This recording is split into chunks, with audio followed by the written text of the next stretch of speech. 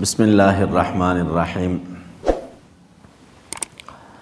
ومن ابتاع دارا شراء فاسدا فلا شفعة فيها. قدوری ملا صاحب وی چا چې دار واخسته په شرا فاسد باندې، سوده وکړله په شرا فاسد باندې، نو فلا شفعة فيها، نو په دې دار کې چې دی شفع نشته دی. چې شرا فاسدي صورتونه د بیان کې راځي درته وجه څه شی ده. اما قبل القبض، هر چې مخکې د قبض کولو د دغې دار نه چې لا مشتری قبض کړی نه دی او شرا فاسده ده، نو فلعدم زوال ملک البائع، تر دې وخته پورې د بایع ملک زایله شوی نه دی، نو چې ملک زایله نه وي نو شفع کوم وخت نه کوي. دا تنها کله مخکې صورت موږ تاسې وویلې چې کله زوال د ملک راشي نو شفاعت څه شی کېږي مولوي صاحبانو بیا کېږي. او که ید و نو ید دې وي، کله ناکله سړی سودا خرڅ کړي بایع سره په لاس کې وي دی که نه، ید شته خو ملک خو ځایله شوی وي، سودا شوې ده. و بعد القبض، وروستو د قبض نه هم شفع نشته دی. په دې کې راز څه شی دی؟ دی ویل احتمال الفسخ، شرا فاسد فسخ احتمال پکې دی. او د حق د فسخ خو ثابت دی بشرع لدفع الفساد، د پاره د دفع د فساد. شریعت دا حق ورکړی چې شرا فاسده شوې ده نو فسخ دې وشي، د دې دپاره چې دا فساد دفع شي. وفي اثبات حق الشفعة، او په اثبات د حق د شفعې کې چې دی تقریر الفساد، دا فساد نورم کلکېږي نو فلا یجوزو. دا شرا چې فاسده وشو نو شریعت ته حق نه دی ورکړی چې هلکه دوی دې دا خپل منځ کې دا سودا څه شي کړي فسخه کړي، حق ورکړی. او چې ته وایې لکه دی د شفعه وکړي پکې، نو د شفعې په صورت کې دا حق دی قوي کو که نه د منځه دې ویوړه. بخلاف ما اذا كان الخيار للمشتري في البيع الصحيح، په خلاف د هغې صورت باندې چې کله اختیار وي مشتری لرا په بیع صحیح کې الته شفعه شته دی. ولې؟ لانه ځکه دا مشتری سواره ګرځېدلی اخص به تصرفنا، دی ګرځېدلی خاص په دې کې تصرف کوونکی، او په بیع فاسده کې خو ممنوع عنه. بیع فاسده کې تصرف شته، مشتری تصرف کوی شي. او په بیع صحیحه کې مولوي صاحبانو چې خیار مشتری لروي لکه مخکې صورت چې موږ وویلې، نو دی خو تصرف کوی شي که نه، خو صرف خیار د ده د لورې دی. نو دې ځای کې به شفعه وي او هلته شفعه نشته.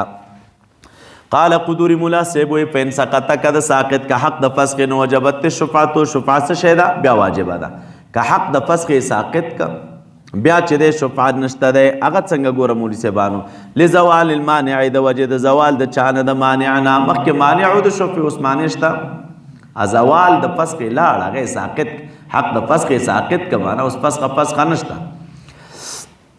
وین بیعت که چرته خرج شو دار دغې په کور کې، وهي فی ید، دغې په څنګ کې، او دا دار په لاس د چا کې وي؟ د بایع کې وي. بعدو سمانې نه تر اوسه، تر اوسه لا دار د بایع په لاس کې و او د دې کور تر څنګ کور خرڅ شه، نو فله شفعة، نو بایع کولی شي چې شفعه وکړي لبقاء ملکي، د وجې د بقا د ملک د ده نه ملک لا تر څو باقي دی که نه. وان سلم، کدا کور اسپارلی او مشتری ته نو فهو شفیعها، نو دا مشتری بیا د دې کور شفیع دی. ولې؟ لأن الملک له، نو په دې صورت کې ملک اوس چا لره دی. ثم ان سلم البائع، کچری بایع تسلیم وکړه قبل الحکم بالشفعة، مخکې د حکم فیصلې نه بالشفعة له دلرا، نو بطلت شفعته، شفعه د چې دی په دې صورت کې باطلېږي.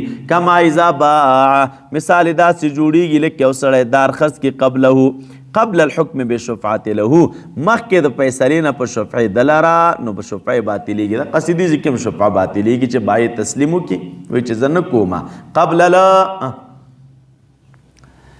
یا لکه لا قاضي فیصله چا لره؟ شفیع لره بشفعه نه ده کړې، نو چې نه ده کړې د دغې فیصلې نه وړاندې بایع راولګي د تسلیمي وکړله چې زه شفعه نه کوم، زه څه شی نه کوم په دې دار شفعه نه کومه. نو چې نه کومه نو بطلت شفعته، شفعه څه شی شوله؟ باطله شو. کما اذا باع، خدا په هغه صورت کې ګوره دلته خو دوه داره دي که نه. یو دار دا دی چې د بایع خرڅ کړی، په مشتری باندې.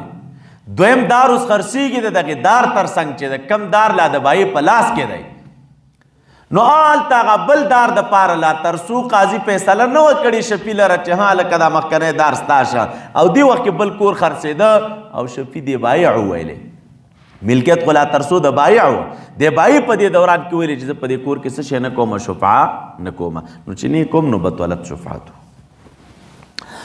بخلاف ما اذا سلم بعده، په خلاف د هغې صورت باندې چې دی کله تسلیمي وکړي بعده وروستو د حکم بشفعینا، نو په دې صورت کې بیا شفعه باطلیږي نه. ولې؟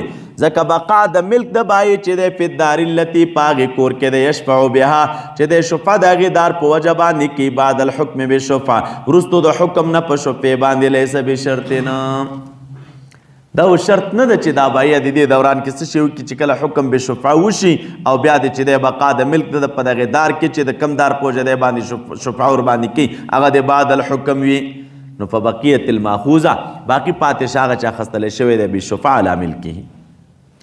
وین استرد البایع، کچری واپس کدی داری مبیع لره په بیع فاسد سره بایع د مشتری نه قبل الحکم بالشفعه له، مخکې د فیصلې نه د قاضي دی شفیع لره، بطولت نو باطله شوله شفعه د چا د مشتری لانقطاع ملکه د وجې د انقطاع د ملک د دنه عن التي د هغې کور نه یشفع بها چې دی په هغې باندې شفعه کوي قبل الحکم بالشفعه مخکې حکم بالشفعه.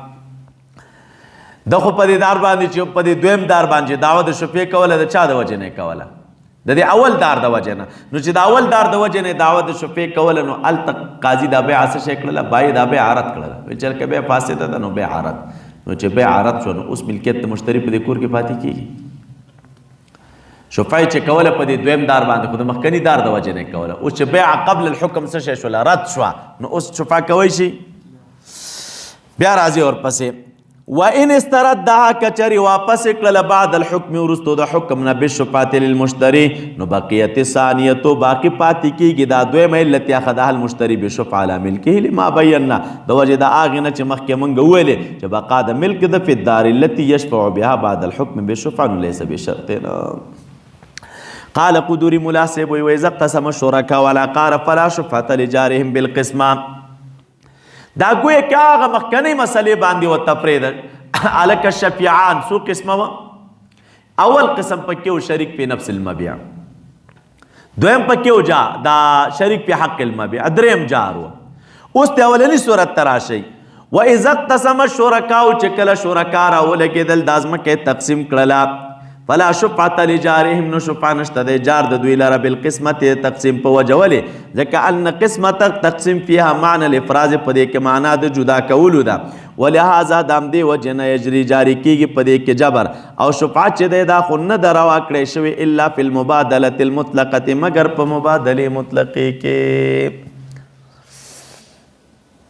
دې ځای کې دوه شیان دي ښه، یو افراز او یو مبادله. شریعت چې شفعه جایزه کړې ده نو دا په هغه صورت کې جایزه کړې ده چې کوم ځای کې مبادله وي. مبادله څه معنا؟ بایع راغی کور یې خرڅ په مشتری باندې، مشتری بایع ته ثمن ورکوي او بایع مشتری ته مبیعه ورکړه، نو مبادله مالن بمالن راغی که نه؟ نو چې مبادله راغله، مبادله متحقق کړه، نو شریعت حق شفیع ته ورکړی دی چې ته اوس په دې ځمکه کې شفعه وکړه. او یو د افراز صورت دی چې په هغې ځای کې مبادله نه وي، نو چې نه وي نو هلته شفعه نشته دی. مثال د هغې څنګه دی؟ څلور پنځه کسان دي په یو ځمکه کې شریکان دي، پنځه واړه راغونډ شول، ویل چې راځي دا خپله ځمکه به سره تقسیم کړو. هر یو کس خپله ځمکه واخیستله، خپله حصه یې واخیستله، مثلا په یو جریب یا په دو جریبو کې، نو دې ځای کې مبادله المال بالمال راغله. نو چې مبادله المال بالمال رانغله، نو شفعه خو بنا په چا باندې و؟ په مبادلې باندې وه. نو د تقسیم په صورت کې چې دی کې معنا د افراز او د جدای پرته ده، نو شفیع شفعه کوی شي.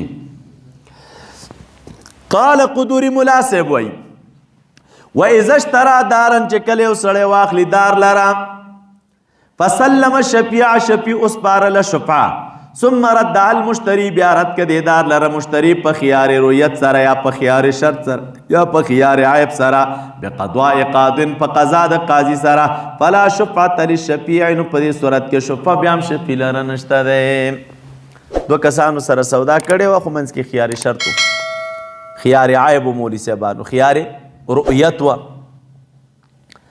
کله چې دا سودا دوی وکړله نو شفیع ویل لکه زه دې کور کې شفعه نه کوم. وروستو چې دوی راغله وی کتل د ازمکې وکتل عیب پکې وه، خیار رؤیت وه، خیار شرط وه.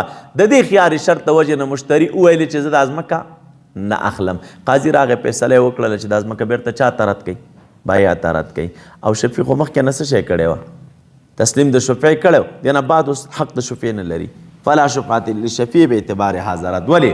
لأنه ځکه دا رد چې دی فسخه ده من کل وجه. دا شفیع چې دا قاضي چې دا مبیعه بیرته رد کړه بایا ته، دا فسخه ده من کل وجه. نو فلا يمكن ان يجعل عقدا جديدا، دې کې امکان شته چې دا د نوې عقد شي، هغه زوړ عقد فسخه کول دي. نو فعاد نو دا به راواپس کېږي هغه قدیم ملک د بایا ته. او شفعه خو په انشاء د عقد کې ده، شفعه خو هغه صورت کې راځي چې نوې عقد وشي. ولا فرق، او دې کې فرق نشته دی په هذا بین القبض وعدمه، چې کله دا رد بالقضا چې راشي چې مشتری ځمکه قبض کړي وي او که نوي قبض کړي، خو چې تسلیم یو ځل چا وکړه شفیع وکړه، نو د دې رد د وجې نه دوباره څه شی نه کېږي. دې کې غرض څه شی دی؟ داسې څوک نه وایي چې یو ځل بایع او مشتري سره خپلو کې سودا وکړله او د دغې سودا نه بعد قاضي راولګېده او دا مبیعه یې چا ته رد کړله، واپس یې کړله بایع ته. نو څوک نه وایي چې یو ځل خو عقد شوی و، دا دوباره چې اوس دا مبیعه قاضي رد کوي چا ته؟ بایع ته. نو گویا کې دا اوس عقد جدید دی، گویا کې دا څه شی دی؟ داسې نه ده. که چېرې عقد جدید وو نو بیا کېدی شي چې شفیع شفعه کړې وه، خو په دې صورت کې شفعه ولې نشي کولی؟ وایي دا عقد جدید نه دی بلکې دا فسخه د زاړه عقد ده، من کل وجه فسخه د زاړه عقد ده.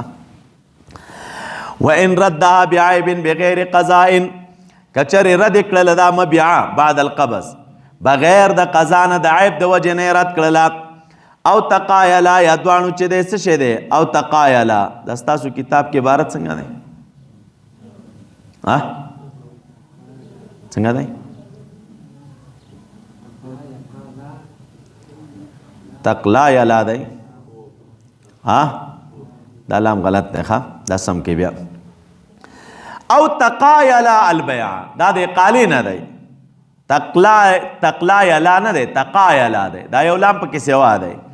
یا چې دی دوی قاله وکړله د بیع، نو فللشفیع الشفعه، نو په دې صورت کې شفیع لره حق د دې شته دی چې څه شی وکړي؟ شفعه وکړي. دا ولې مولي صاحبانو؟ لأنه ځکه دا رد فسخه ده فی حقهما، په حق د متعاقدینو کې، لولایتهما ځکه دا دواړه تصرف په خپلو ځانونو لري. وقد قصدا، او د دواړو قصد کړی دی فسخه، نو چې دواړو فسخه قصد کړه، وهو بیع جدید، نو دا بیع جدید ده په حق د ثالث کې، د وجې د وجود د حد د بیع نه د بیع تعریف په صادق دی چې مبادله المال بالمال، خپله دوی خپلو کې سره دا شی رد کوي بالتراضي. او شفیع خو ثالث دی، شفیع خو څه شی دی؟ ومراده، مراد د چا نه؟ د قدوري مناسب د رد نه، چې پاس رد راغی بعیبین بغیر قضاء، الرد بالعیب بعد القبض دی، چې دا رد بعد القبض راشي. ولی؟ لأن قبله ځکه قبل القبض دا فسخه ده من الاصل، نو فلا شفعته. وإن كان، اگر کدا بغیر د قضا نه وي، علی ما عرفه. او په جامع صغیر کې راغلی دی لا شفعته فی قسمت، شفعه په قسمت او نشته دی، نو په خیار رؤیت، وهو بکسر را معناه ای لا شفعته بسبب الرد بخیار الرؤیا، لما بینا التمویل چې دا فسخه ده من کل وجه. ولا تصح الروایت بالفتح، او چا چې دی روایت د فتح راوړی دی، خو غیزه کې دا صحیح نه ده چې دا عطف کی په چا باندې عطفا علی الشفعه، دا عطف کی په چا باندې؟ ګورئ دلته راله که نه، وفي الجامع صغیر ولا شفعة فی قسمت ولا خیار رؤیت، ولا دا خیاری چې به کسر راشي که نه، نو شفعه نشته دی په قسمت کې او نه په خیار رؤیت کې. معنا دا د لا شفعة بسبب الرد بخیار الرؤیا. او ولا تصح الروایه بالفتح، چا ویلی دی چې هلکه دا خیاره منصوب دی، فتحه ده پې، نو چې فتحه یې کړي نو بیا په چا عطف کوي؟ ولا شفعة ولا خیار رؤیته، معنا بیا دا نه، شفعه هم نشته دی او خیار رؤیت هم نشته، نو چا چې په فتحه ویلی ده دا غلطه نه. عطفا علی شفعه، ځکه روایت چې دی محفوظ ثابت دی په کتاب القسمه، چې انه یثبت فی القسمة خیار رؤیت و خیار شرط، لانهما ځکه دا خیار رؤیت او دا خیار شرط دا ثابتېږي د وجې د یو خلل نه په رضا کې. فيما يتعلق پاغ صورت کې چې فيما يتعلق لزومه بالرضا، وهذا المعنى، او دغه معنا خو موجوده ده په چا کې؟ په تقسیم کې. والله سبحانه، یعنی خلاصه دا ده کومو کتابونو کې چې ولا خيار راغلی دی او عطف کړی دی دا په لا شفاعته باندې، نو دا عبارت درست نه دی. وجه د نه درستوالي څه شی ده؟ ځکه په اصل کې دا خبره ثابته ده چې دې صورت کې خيار ثابت دی دوی لره. ته چې ویلا خيار خو نفي د خيار راغله، نو چې نفي د خيار راغله نو کوم خلکو چې قرات تغي ویل دي نو هغه درست نه دی. نو دا څه وایي چې ولا شفاعته شفعه نشته دی فی قسمت ولا خيار رؤیتنا ولا خيار رؤیتنا. د داسې نورو ښکلو ویډیوګانو لپاره زموږ د الجامع دارالاحناف کابل یوټیوب چینل سبسکرایب کړئ.